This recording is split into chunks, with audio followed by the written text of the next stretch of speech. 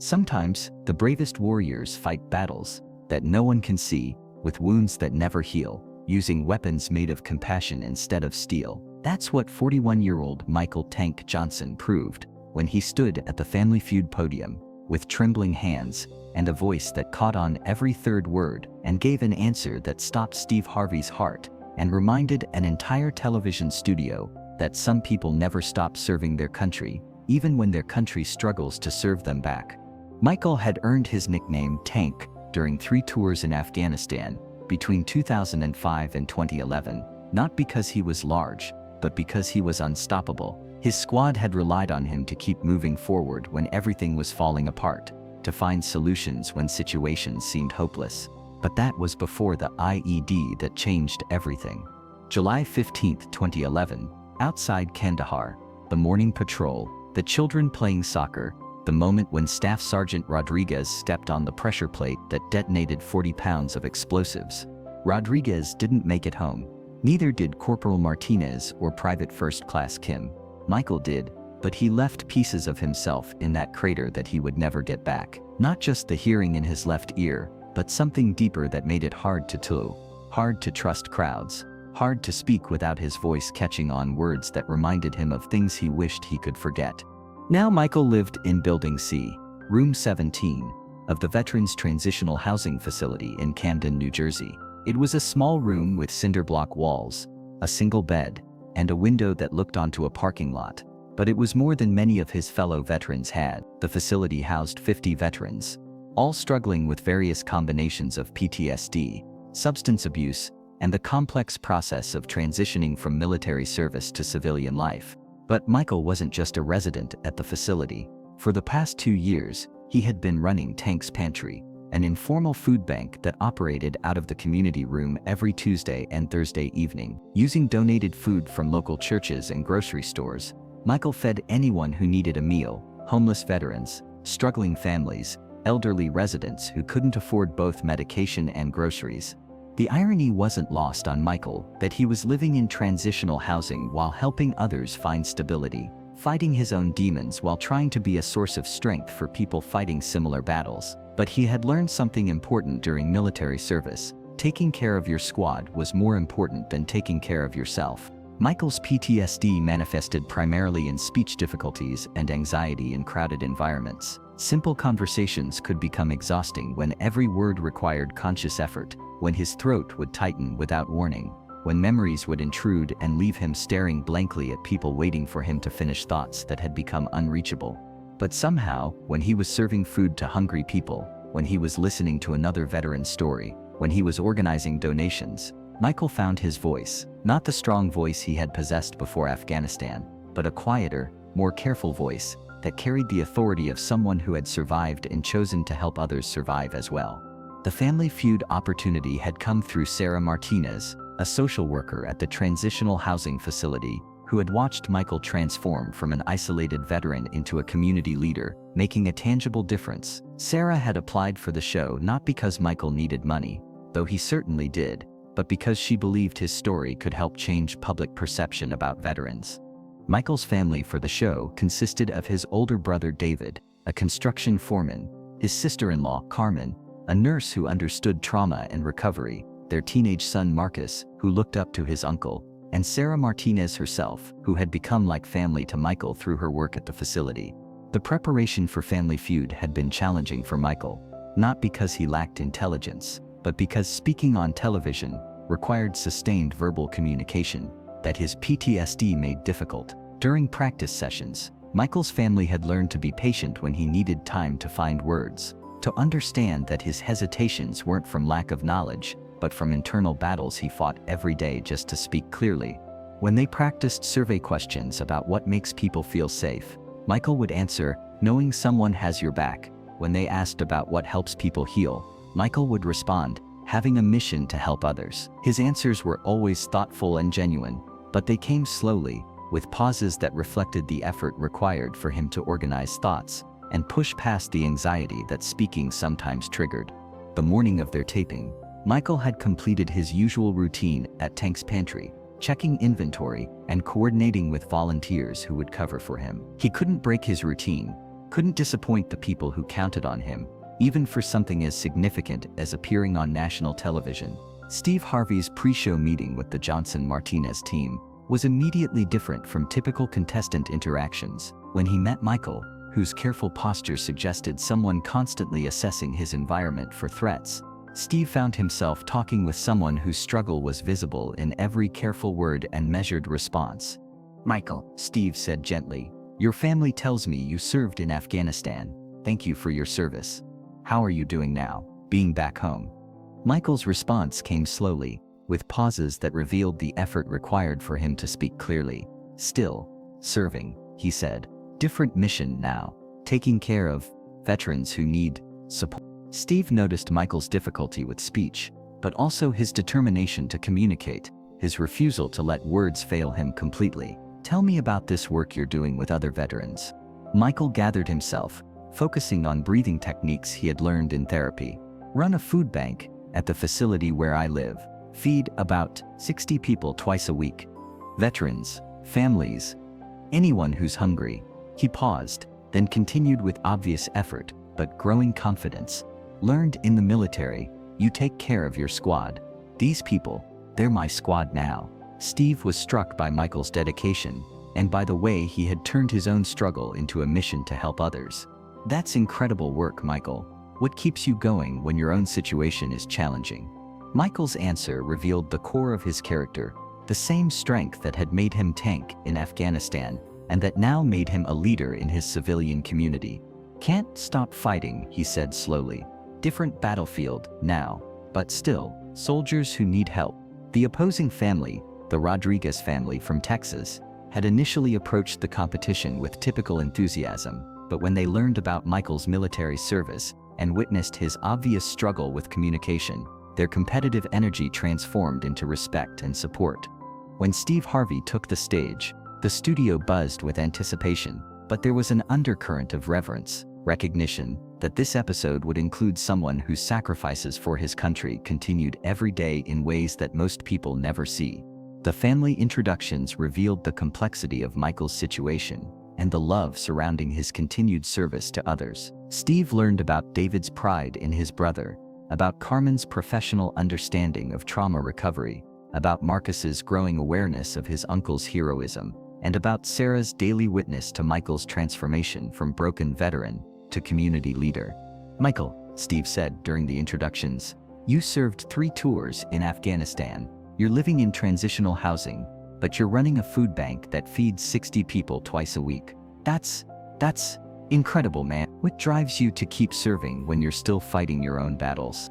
Michael looked out at the studio audience, then at the cameras that would broadcast his message to millions of viewers, and his response came with the careful precision of someone who had learned that every word mattered, that speaking was an act of courage that required intention and effort.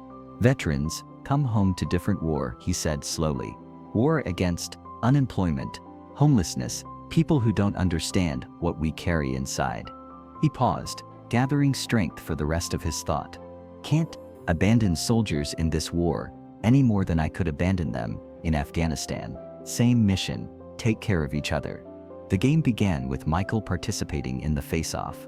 The question was, name something that makes veterans proud. Michael buzzed in, though his hand shook slightly from the anxiety of being on stage, and answered carefully, "Serving their country." It was the #1 answer on the board, and his family chose to play.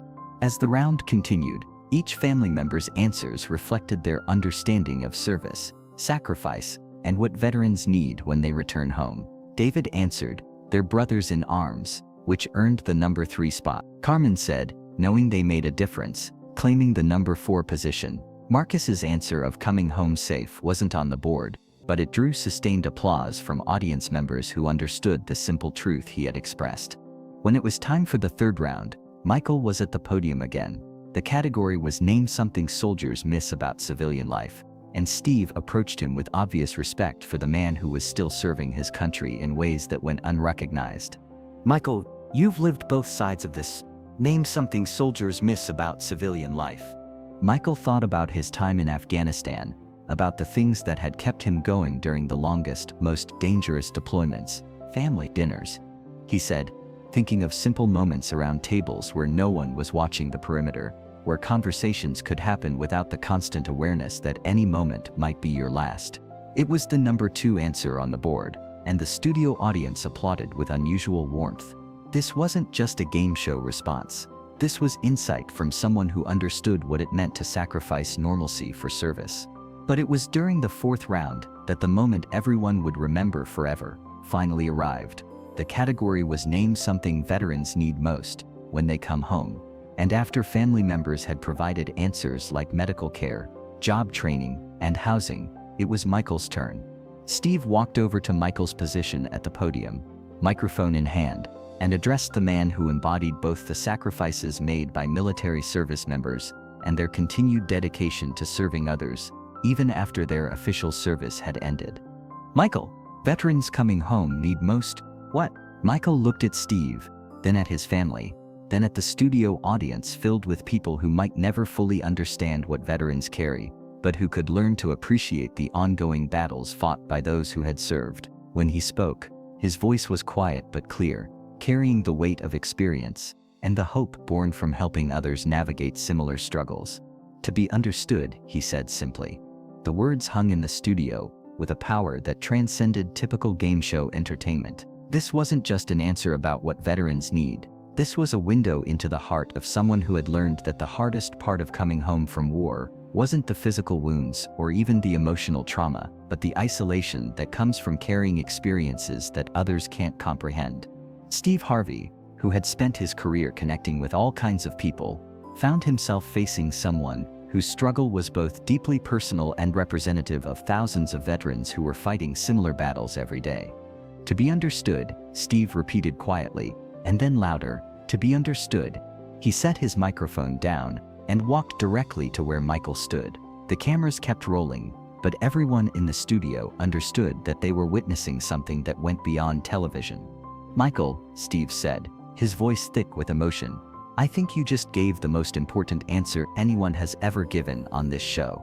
He positioned himself directly in front of Michael, speaking with the respect that one man has for another who has sacrificed for others. You know what you just taught all of us? You taught us that coming home from war isn't the end of the battle. It's the beginning of a different kind of fight. And you're still fighting, not just for yourself, but for every veteran who needs someone to understand what they're going through. Steve turned to address the entire studio, his voice carrying the weight of recognition for something profound. Ladies and gentlemen, this man right here served 3 tours in Afghanistan. He came home with wounds you can see and wounds you can't see. He could have gotten bitter, could have given up, could have focused only on his own recovery. Instead, he's running a food bank that feeds 60 people twice a week, taking care of other veterans who are fighting the same battles he's fighting every day. The studio audience rose to their feet in sustained applause, but Steve wasn't finished. But that's not even the most incredible part. The most incredible part is that he's doing all of this while he's still recovering himself. He's living in transitional housing.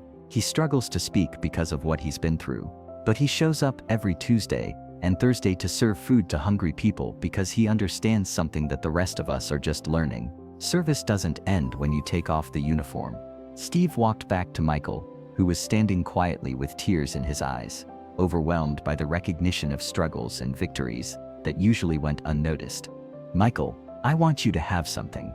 Steve asked the production team to bring out something special that had been prepared based on information the family had shared, a framed certificate dedicating the episode to all veterans who continue serving their communities after their military service ends.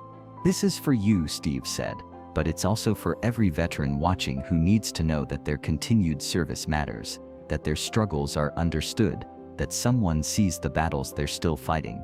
He handed the certificate to Michael, then did something unprecedented. He asked the entire studio to stand for a moment of recognition.